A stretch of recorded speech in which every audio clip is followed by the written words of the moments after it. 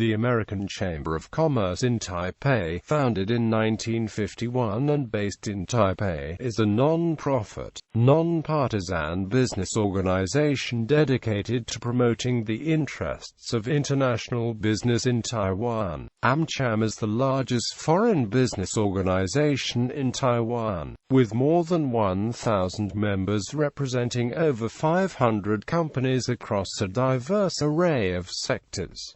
Membership in AmCham Taipei does not require U.S. citizenship. AmCham is a founding member of APCAC. The Chamber's monthly journal is Taiwan Business Topics. Mission: AmCham fosters the development of investment and trade between the United States and Taiwan, and it seeks to enhance Taiwan's economic environment by promoting the adoption of international business standards in the areas of legislation, regulations, and enforcement. The Chamber's core values are private enterprise, rule of law, free trade, ethical and responsible business practices, transparency and the free flow of information. Organization and leadership. An elected board of governors oversees AmCham and chooses one of its members to serve as chairman for a one-year term. The board also hires a president to guide the overall direction and manage the day-to-day affairs of the chamber. The current president is Andrea Wu. Activities: AmCham represents its diverse membership in government advocacy efforts, provides a forum for networking and access to information, and encourages civic-minded participation in the Greater Taiwan community. Committees. Much of AmCham's advocacy efforts begin in one of 27 committees, whose fields of activity range from agrochemical, banking, and manufacturing to education and training, public health and travel and tourism. Most committees formulate a priority issues paper included in the Taiwan White Paper. Taiwan White Paper. Each year, AmCham publishes a white paper that summarizes AmCham's recommendations to the government and public on legislative, regulatory and enforcement issues that have a major impact on the quality of the business environment. The primary purposes of the Taiwan White Paper are information and advocacy. The paper assesses the Taiwan business climate on both the macro level and sector by sector. It provides a review of the status of last year's priority issues, states the current issues identified by AmCham's industry-specific committees, and offers recommendations to the U.S. government. Although the Taiwan White Paper represents the immediate business interests of AmCham's members, its ultimate goal is to foster the upgrading of Taiwan's economic conditions to the benefit of both local and multinational businesses. It is also in the interest of the Taiwan public at large, as it encourages growth of a broad spectrum of high-quality goods and services to improve the quality of life for all Taiwan residents. Taiwan Business Topics. The Chamber's flagship publication provides year-round reporting and policy analysis in support of Chamber advocacy. First issued in 1969, Topics has become the definitive voice on the Taiwan business climate for executives, government officials, the media, and academics. The magazine appears monthly and enjoys widespread distribution to prominent officials, elected representatives, and think tanks in the United States and Taiwan. The June issue is devoted to the Taiwan White Paper. GA9 Fan, an AmCham tradition since 1970. The Heise 9 Fan Banquet is an opportunity to thank Taiwan government officials for their assistance in the previous year. Customarily, the president of the country is the keynote speaker.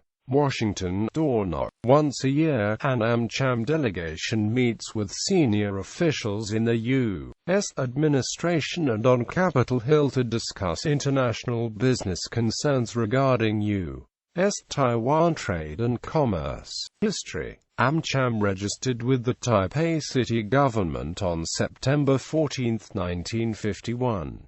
The heads of 5 U.S. companies, 3 trading companies and the oil companies Caltex and Standard Vacuum, joined together originally to lobby Washington to open Taiwan's procurement of equipment, raw materials, and commodities to U.S. private companies. After this early success, AmCham grew, with early members including Eli Lilly, Mattel, Timex, and distributors for U.S. motion pictures. By the 1960s, the Chamber was developing into an active professional organization. In 1967, it held its first formal breakfast meeting. In 1968, it became a founding member of the new Asia-Pacific Council of American Chambers, and in 1969, AmCham published the first issue of its bi-monthly magazine, now called Taiwan Business Topics.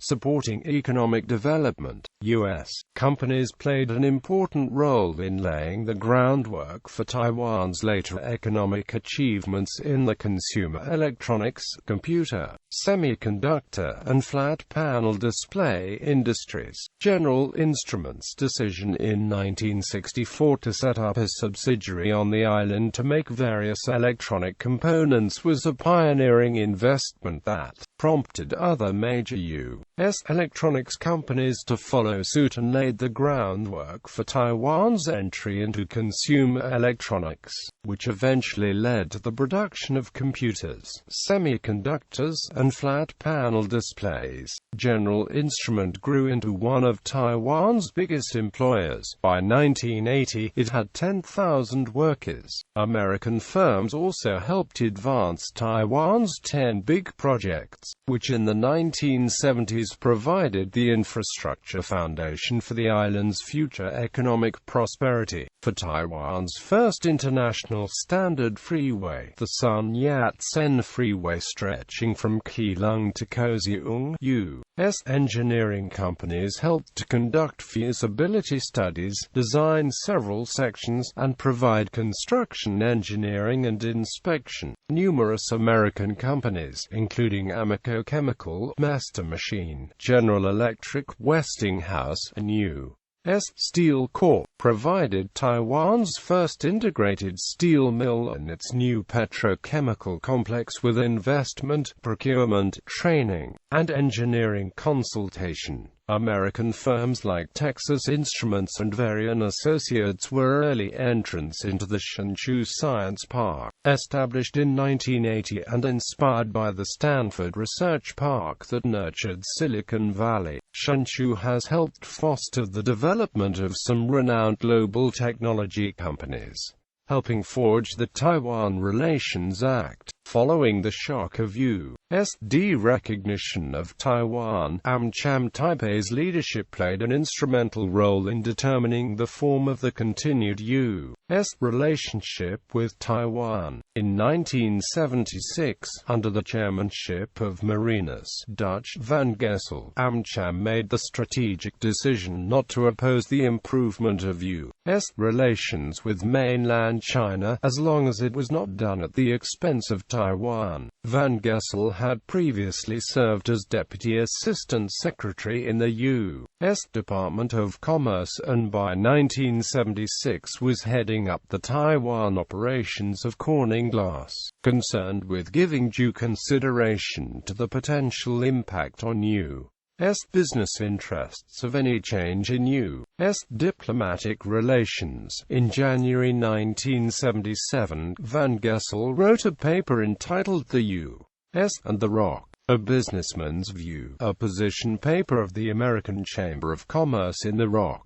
The document laid out many of the principles later incorporated in the Taiwan Relations Act, the law passed by Congress in 1980 that has formed the basis of U.S. relations with Taiwan ever since. Van Gessel also testified before a congressional committee in 1977. and he organized a letter-writing campaign to congressional officers and others in Washington to argue that the U.S. commitment to Taiwan's security was not only a military and diplomatic issue, but also crucial to the stability of the business environment. The Shanghai Communique of 1972 made clear that the US and China intended to normalize relations. Nevertheless, the timing of President Carter's announcement of de-recognition of the ROC in December 1978 caught Taiwan and the American business community by surprise.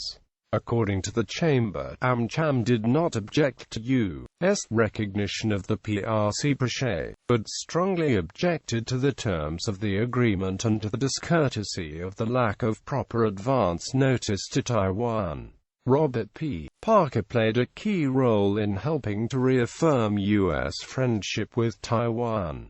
In February 1979, he represented AmCham in testimony before the U.S. Senate Foreign Relations Committee and the House Foreign Affairs Committee on the omnibus legislation that had been drafted by the U.S. State Department and proposed by the Carter administration as the basis for future unofficial relations with the people of Taiwan. In his remarks, Parker emphasized that normalization jeopardized American economic interests in Taiwan and offered specific proposals for correcting the proposed legislation's failure to provide adequately for the security of Taiwan from threat or use of coercion from mainland China, as well as failure to offer a clear and sufficient legal framework for the continuation of U.S.-Taiwan relationships sufficient for continued trade and investment. Parker noted that the prompt enactment of these specific proposals would not only be in the interest of American business, necessary to meet our country's moral responsibilities to Taiwan and its people. The final version of the Taiwan Relations Acts, or virtually all of AmCham's principal recommendations written into law, managing the impact of de-recognition in the wake of the official switch of U.S. diplomatic relations.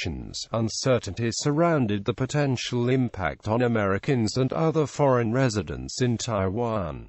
As the U.S. Embassy in Taipei wrapped up its operations, AmCham stepped in to serve as the main conduit for communication with the Taiwan authorities to preserve or establish needed expatriate community organizations. AmCham worked to establish International Community Radio Taiwan to replace the Armed Force Network Taiwan, which stopped broadcasting English-language news, entertainment, and vital emergency information on typhoons and earthquakes. The departure of the U.S. military also risked leaving a gap in social and recreational programs. The Chamber helped to create the Taipei Youth Program Association to provide recreational opportunities for expat children, and arranged for a new and larger location for the American Club in China. The Chamber also secured the legal status of the Taipei American School, then the sole large-scale institution of international education on the island, encouraging WTO accession and cross-border flows. In January 2002, Taiwan acceded to the World Trade Organization under the name of Customs Territory of Taiwan, Penghu, Kinmen and Matsu. In 2008, Taiwan signed the government procurement agreement under the WTO and began regularly scheduled cross-strait direct air service, committed to the easy flow of people, goods, services, and investment. AmCham lobbied hard for these developments. Related organizations: United States Chamber of Commerce, U.S. Taiwan Business Council, Asia Pacific Council of American Chambers of Commerce.